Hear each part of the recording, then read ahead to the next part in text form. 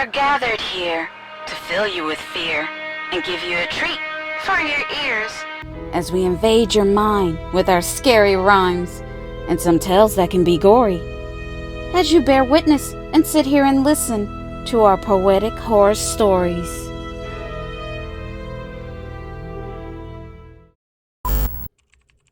Happy Halloween. My name is Samantha, and I am a 911 operator. I'm back again, my friends, with 3 spooky 911 calls that will give you chills. I normally talk about the creepy, paranormal 911 phone calls that I received in the past. But this year, I thought I would do something different. I have collected 3 scary stories from my coworkers. They have agreed for me to tell their horrifying tales. So, get ready, and let's begin. We rely on 911 operators to be calm and professional. A voice on the other end of the phone line that tether the caller back to safety. But what happens when the line they answer stretches beyond the boundaries of the living? Tonight, I will tell you about 3 chilling 911 calls that still haunt my coworkers. These are the calls that led to impossible calls. Voices that should be silent in empty houses. So turn off the lights and make sure your phone is charged. Sit back, relax, and grab some popcorn as we listen to these 3 ghost calls.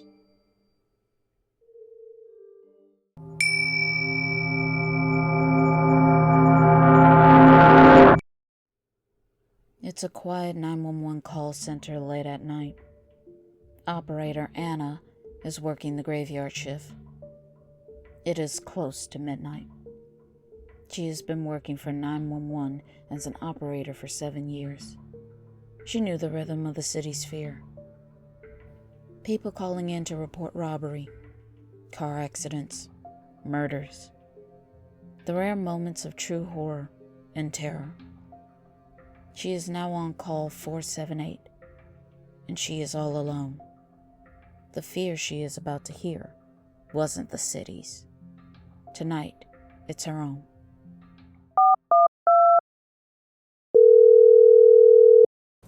"911, what's your emergency?" I can't breathe. I need help. They're here. The lights are out. "Ma'am, you need to calm down and tell me your location. What's your address?" The address doesn't matter. Listen to me. This is important. I'm calling from your shift. You need to look at the screen. "Ma'am, I am looking at the screen. You're showing as an unknown location. Who is they? And what do you mean, my shift?" The door, Anna. The back door is unlocked. Get out. Before the change happens. You have 20 minutes. How do you know my name? I'm logging this as a threat. Check the timestamp, Anna! Check the timestamp! Hello? Ma'am? Are you still there? Anna's heart was pounding. She looked at the call log. Call 478. Timestamp 11:37 p.m. The call lasted 47 seconds. She glanced at the clock in the call center.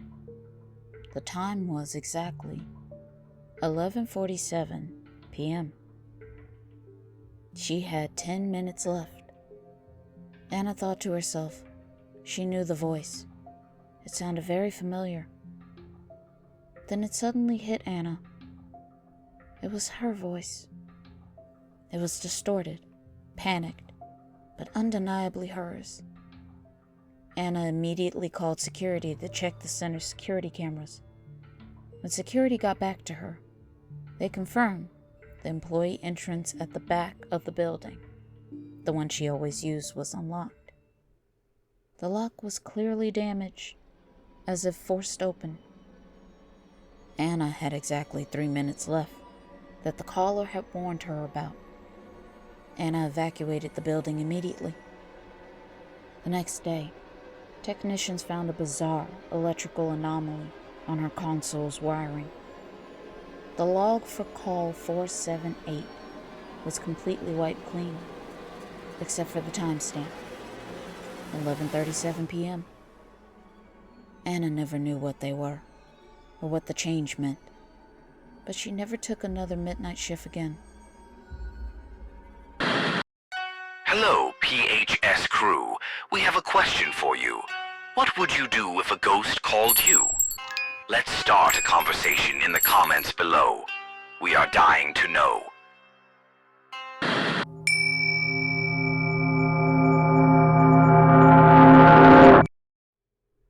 It's midday, and Mark had just started his shift when his ghostly call came in. Mark thought he'd heard it all, but some calls aren't about the present. Sometimes they're about the past that refuses to stay buried. 911, what's your emergency? Yes. I'm at 1312 Willow Creek Lane. I think someone is in the house next door. I don't see anyone, but I could have sworn I heard a really loud noise. Okay, sir. What's your name? And can you tell me what you see? My name is Ben, and right now, I'm not seeing anything, but I can hear a loud banging. It sounds like someone breaking glass. I can also hear what sounds like screaming. Okay, Ben. I'm sending a unit to 1312 Willow Creek Lane. Stay on the line. When the police arrive, they will check the house to see if it's safe. Keep a lookout on the house, and tell me if you see any movement. Okay, I'm looking. Okay, Ben. The police are on approach. Can you describe the house? Is it the home next door? Yes, it's a 2-story colonial. Dark green paint, mostly peeled off. Looks like a fixer-upper. Okay, the police just arrived there. They're walking up the house now and taking a look around. Ben, do you see the officers entering the house? No, they're just standing on the front lawn. They're shining their flashlights in the windows. They look confused. Hold on. The one officer is waving his hand, like he's telling the other officer to forget it. They are walking away, like they don't see anything. Suddenly, the police call in his report to Mark. Operator, we are 1023 at 1312 Willow Creek. The house is completely derelict. Windows boarded up, no power. It looks like it's been vacant for 20 years, easily. We didn't hear any loud noises or screaming. No signs of forced entry. Ben, the police are saying the house is empty. Empty? No way. I heard the glass. I heard the... Suddenly, Mark starts to hear wind violently rushing over the phone. Then Mark hears a horrific, high-pitched woman screaming, immediately followed by the sound of glass breaking. Ben, what was that? Was that you? Yes, I did hear that too. Oh my god. Is that sound coming from the phone? Ben's line abruptly goes dead. Mark is now just listening to dead air. The screaming and crashing is instantly ended. Mark quickly contacted the police officer to see if he heard anything coming from the house. Officer, did you hear that sound just now? What sound? Negative. It's quiet out here. We are clearing the scene and are now about to leave. Mark realized the screaming and crashing glass sounds had only come through his phone line. The police officer didn't find anything in their investigation. It was the phone line itself that seemed to be haunted. Now Mark is left with the ghostly glass crashing and screaming, forever trapped in his nightmares from a phantom 911 call.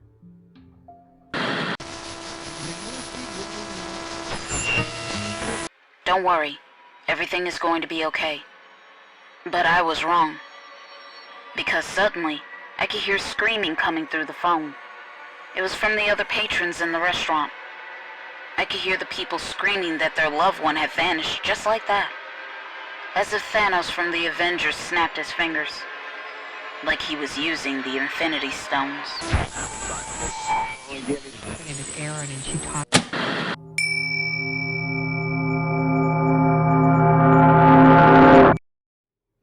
Children often make accidental calls, but this call felt deliberate.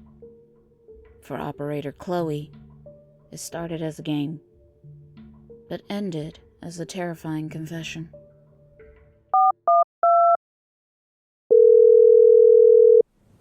"911, what's your emergency?" Hello? Can you help me find my mommy? "Hello. Yes, of course. I can help you. Can you tell me your name?" My name is Liam. Mr. and my mommy were playing hide and seek. And she's really good at hiding. I can't find her. And it's getting dark where I am. I'm becoming afraid. Okay, Liam. I need you to tell me where you are. Can you tell me your address? Is there a grown-up nearby? I'm at 109 Riverview Road. But you have to promise one thing. Mommy told me never to look behind the big red curtain in the basement. That's where the bad shadows are. Chloe thought that was weird, but she just shook it off. Okay, Liam. I'm sending a police officer over right now. Stay on the phone with me, okay? Where are you hiding right now? Are you alone in the house? I'm not hiding. I'm waiting for you to find me. Yeah, I can hear the siren coming up the street. Chloe can also hear the siren over the phone. They sound very close. The police are there now, Liam. Can you go outside and meet them? No, the door won't open. The door hasn't opened in a long time. I can see the police officers looking in the windows, but they can't see me. The police called the call center to speak with Chloe. They needed to confirm the address was 109 Riverview Road. They had found the home, but the windows were opaque with dust, and the front door was sealed shut with an old lock and a rusted chain. The house had been condemned 3 years ago, following a gas leak. Chloe couldn't believe it. Liam, the police say the house is empty. Are you sure you're at Riverview Road? They need to look under the big red curtain, down inside the basement. Chloe told the police they needed to enter the abandoned structure. They need to look and search the basement. The police quickly broke down the door of the home, and they located the basement. The police found tucked away in the back, behind a large, faded red velvet curtain, was a hidden crawl space. Inside, they found the skeletal remains of a woman, and beside her was a small, wooden toy car. Chloe was shocked. She was lost for words. Suddenly, she realized she was still on the phone with Liam. Liam? The police have found your mommy. She was hiding behind the red curtains. Good. Now she can finally play the game again. Now it's my turn to hide. After that, Chloe only heard silence. Liam was gone. The autopsy determined Liam's mother had died 3 years ago, but Liam's body wasn't found. This has now concluded our 3 911 ghost calls. I hope these stories sent shivers down your spine and made your skin crawl. I want to thank Anna, Mark, and Chloe for sharing their creepy stories of the dead. They learned that sometimes the dead can't stay buried. They come back. And sometimes they just need someone to listen. If you made it this far, then please like, share, and comment below. And if you're new, please subscribe and show your support for our channel. And why don't you click on the iCard? We have many original Halloween stories, horror stories, and deep dives you will enjoy. We appreciate and thank you all. And we will see you in the next video.